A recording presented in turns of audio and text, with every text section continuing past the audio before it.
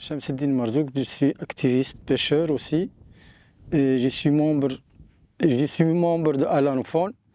Je fais ce travail, ça fait longtemps de la Révolution. Euh, mais la question qui se pose, pourquoi j'ai géré et j'aimerais faire ça, parce que de 2003, on voit des cadavres à la mer, on voit des morts et on ne peut pas parler.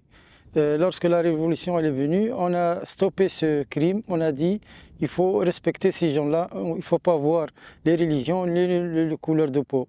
On a commencé à la révolution de nettoyer ce terrain et de donner la dignité pour ces gens-là.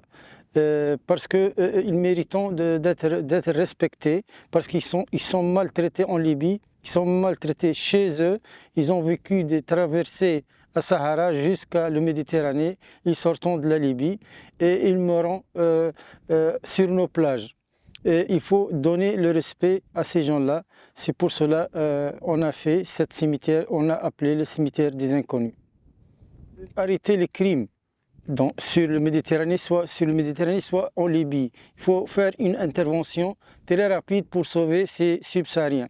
Mais le message, c'est plus fort à l'Europe. Au lieu de protéger les frontières, protéger l'humain et l'humanité.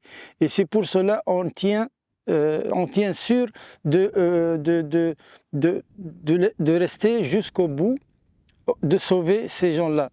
Soit les sauver, soit les enterrer dignement avec un grand respect. Moi, je dis parfois qui est le responsable de ces crimes-là qui se passent sur la Libye. C'est l'Europe, elle se mène des problèmes de la Libye, ils ont tué Kadhafi. Qui prend la responsabilité des enfants qui sont morts à la mer? Qui prend la responsabilité de couper le rêve de ces gens-là? Pourquoi même leurs parents, ils ne savent pas qu'ils sont enterrés ici? Ils attendent une carte postale, une petite somme d'argent, mais ils sont enterrés ici dignement. L'Europe, elle se mène dans les problèmes d'Afrique, elle prend toutes les richesses et nous tout. Et déjà, le visa, tu ne peux pas avoir de visa tant que tu es africain.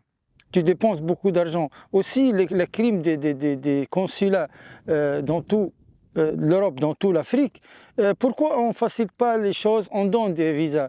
Qui prend la responsabilité de ces gens-là? Au lieu de protéger les frontières, il faut protéger l'humain et l'humanité. Ces gens-là, ils ont le droit de vivre, mais ils sont morts. Et les autres, on va dire, il y a des autres dégâts, il y a des autres morts. Qui prend la responsabilité? C'est l'Europe.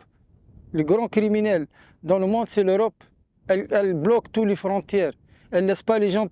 Et eux, ils viennent sans visa, avec une carte d'identité, même pas un passeport.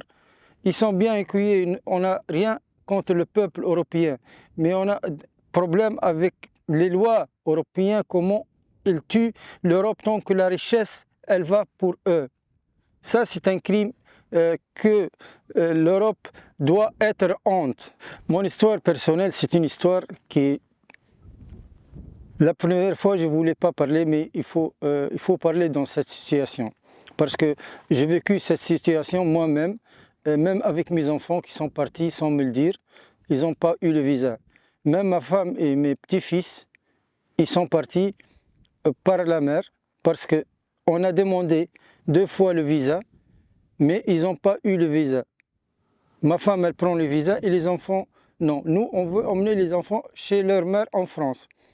Elle est partie sans me le dire. Je respecte son objectif parce qu'elle m'a laissé un papier. J'ai choisi la mer parce qu'il n'y a pas une solution que la mer. Elle est partie. Les enfants, ils sont là. Ils sont à l'école. Pourquoi, en trichant même dans les consulats européens, ce sont des corrupteurs. Ils prendront d'argent, ils ne te donnent pas la visa.